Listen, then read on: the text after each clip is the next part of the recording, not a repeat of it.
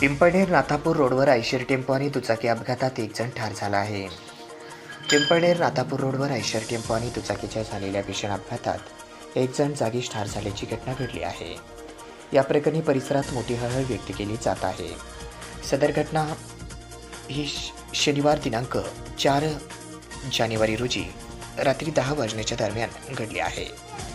अशी माहिती आज रविवार दिनांक 5 जानेवारी रोजी सकाळी 10 वाजता माध्यमांना देण्यात आली आहे.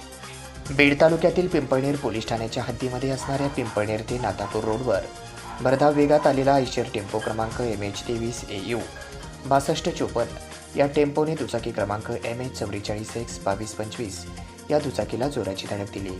यामध्ये एक जण जागीच ठार झाला असून अशोक जरांगे राहणार मातोरी तालुका शिरोर कासार जिल्हा बीड असे मैताचे नाव आहे. यावेळी घटनास्थळी मोठ्या संख्येने नागरिकांनी धाव घेतली होती.